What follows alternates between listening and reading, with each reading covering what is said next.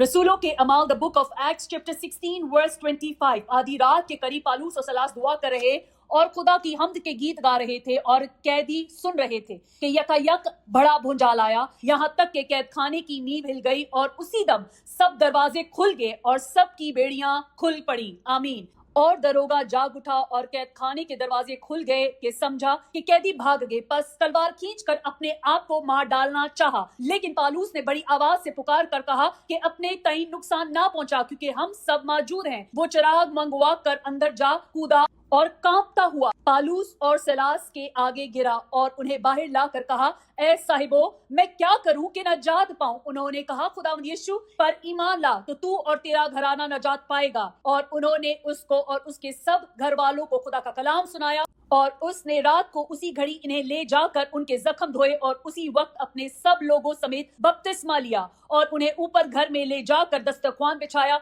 और अपने सारे घराने समेत खुदा पर ईमान लाकर बड़ी खुशी की। आमीन। वक्त कौन सा था? आधी रात का। जगह कौन सी थी? जेल। पालूस और सलास जेल में इसलिए डाले गए क्योंकि उन्होंने एक गैबदान रूह, जो कमाई का जरिया था किसी की, उन्होंने उसको निकाला, जिसकी वजह से वो जेल में डाले गए। और जेल में जब वो दुआ कर रहे थे, प्रस्तिश कर रहे थे, तो सबकी बेड़ियां खुल गई। और जो वहां पर दरोगा था, वो अपने जान को जब नुकसान पहुंचाने वाला था, तो उन लोगों ने, पालूस और सलास ने उन्हें रोका और वो ईमान लाया। यहाँ पर जितने उस जेल में मौजूद थे, उन्होंने खुदा के उस बड़े काम को देखा। यहाँ खुदावंद को उन्होंने किसी हैकल में नहीं बल्कि एक जेल में पाया। दरोगा का पहला सवाल, ए साहिबो, क्या करूं कि नजात पाऊं? उन्होंने कहा, खुदावंद यीशु पर ईमान ला तो तू और तेरा घराना नजात पाएगा। उन्होंने उसके और उसके सब घराने को खुदा का कलाम सुनाया और उसी वक्त अपने सब लोगों समेत बपतिस्मा लिया। आमीन। आए हम सब मिलकर इत्तेफाक में खड़े होते हैं कि जहां जहां कलाम का बीज बोया जा रहा है, कुल कायनात में जहां जहां कलाम का बीज बोया जा रहा है, वहां इसी ताबियादारी से लोग कलाम सुनकर,